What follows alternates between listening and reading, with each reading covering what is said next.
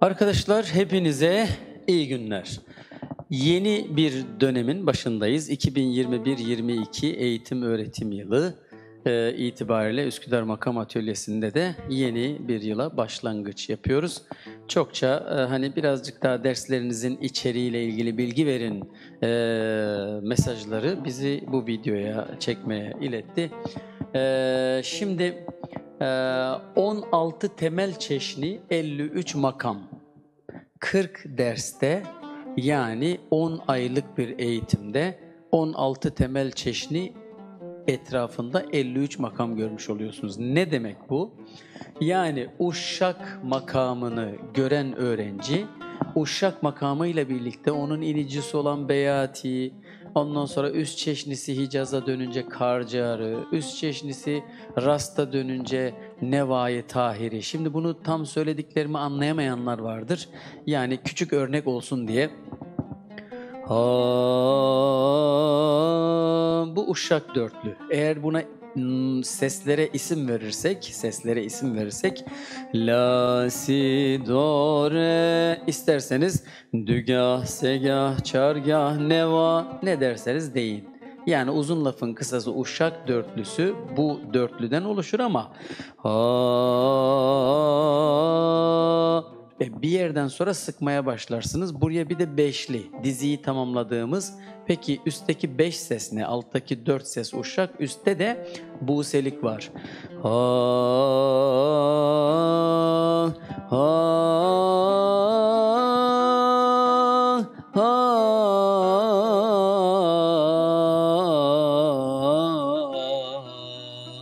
Peki uşağın her zaman üstü buselik midir? Hayır, üstü buselik değil de Hicaz'a dönüştürülürse, yani alt ses aynı.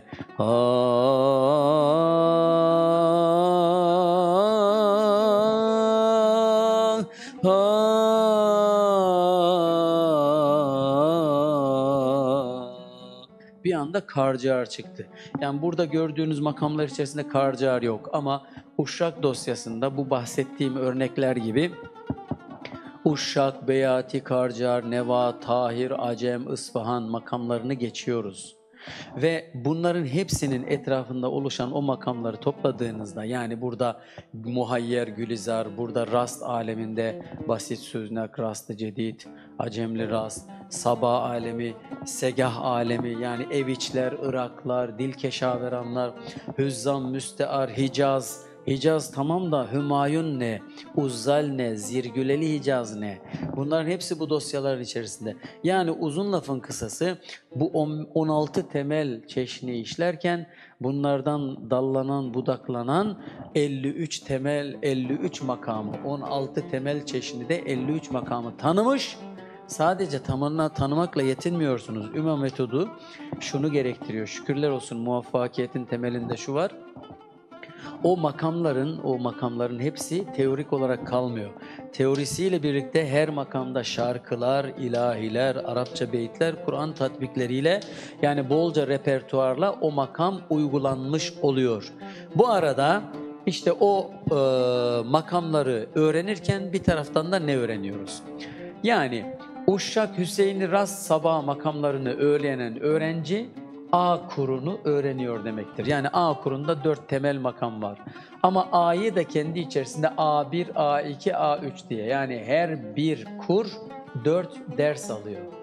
Her bir ders 2 saat ve haftada bir ders var. Yani 2 saatten oluşan bir ders alıyorsunuz. Haftada bir, ayda 4 etmiş oluyor. Ve 4 ders sonra, yani bir ay sonra A1 bitiyor.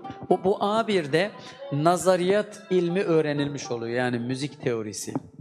A2'de solfej, yani nota bilgisi, doğru ses baskısı öğrenilirken bir taraftan da yine bu makamlarla meşgul olunuyor. Burası A2 4 ders.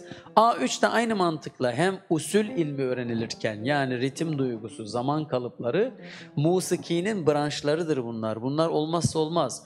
Naziriyat, solfej ve usul 4'er ders alıyor ve 4 ders, 3 tane 4 ders sonra, yani 12 ders sonra, ki 12 ders 3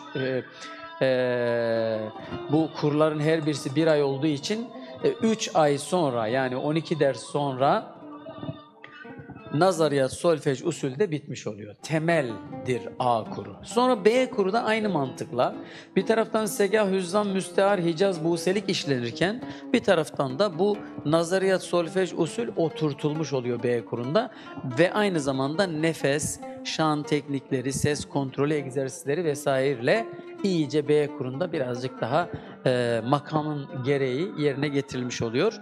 Sonra da C kuru aynı mantıkla. Yalnız C'de 4 kuru var. C1, C2, C3, C4 her birisi 4'er ders aldığı için 4, 8, 12, 16. 16 ders yani 4 ay. 3 ay, 3 ay, 4 ay. Yani toplamda 40 ders. Haftada 2 saatlik bir ders. Ayda 4. Toplamda 10 aylık 40 derslik bir eğitimde böylesine bir makam zenginliğine eriyorsunuz. Dediğim gibi nazariyat, solfej, usul almış oluyorsunuz. Teori, şarkı, ilahi, beyit ve Kur'an-ı Kerim tatbikleriyle. İşte bu bahsettiğimiz derslere grup oluşumlarını Celal Emre yapıyor ve Celal Emre'yi aramanız veya WhatsApp'tan yazışmanız yetiyor. O size uygun gün ve saatlere yerleştirmiş oluyor. Bizim atölyede her gün ders oluyor. Ama tabii ki sizin seviyenize göre gün belirleme konusunda Celal'le irtibat sağlıyorsunuz. Bu makamları işlerken bu makamlardaki şu bahsettiğim teori, şarkı, ilahi, beyit ve Kur'an-ı Kerim tatbiki aynı şekilde böyle kitaplarda da her öğrencinin kitabı oluyor ve profesyonelce hazırlanmış bu kitaplarda QR kod uygulamalarımız oluyor. Bu QR kodlarda, şu QR kodlarda her makamla ilgili, mesela Muhayyer Kürdi ise onun şarkısı, ilahi, Arapça beyti her şeyi burada. İster indiriyorsunuz telefonunuza, isterseniz telefon hafızasını kabartmadan da oradan sadece dinleyebiliyorsunuz. Kitaplarda bu anlamda profesyonelce hazırlanmış. Yayınlarımız da öyle. Bir de onunla ilgili bilgi vereyim. Derslerimiz örgün yani yüz yüze katılım atölyede burada yapıldığı gibi online katılımı da açık. Yani eskiden hocam ben Kayseri'deyim işte keşke burada da böyle dersler olsa diyen bütün Türkiye'nin her tarafından öğrencilerimiz var online. Aynı zamanda işte Frankfurt'tan, Kopenhag'dan, bütün işte Kanada'dan öğrencilerimiz de var. Sri Lanka'dan işte biraz önceki derste Süleymaniye'den çok güzel uygulamalarıyla Irak'tan katılan öğrencilerimiz, Mısır'dan vesaire. Çok yelpaze geniş. Öğrencilerimizin birçoğu şu an örgünden çok online. Pandemi süreci de biraz bunu arttırdı ama pandemiden önce de biz online dersler yapıyorduk. Yani online imkanınız da var. Örgün derse katılanlar da dersin tamamı çekildiği için akşam gidip evlerinde yine dersi baştan sona izleyebiliyorlar. Derslerimiz özel stüdyo sistemlerimizle yani özel kamera, özel ses sistemleri ve ciddi internet altyapısıyla sağlanıyor ve Facebook üzerinden kapalı bir grupta da 7/24 sonradan izleme olanağınızla elinizin altında oluyor.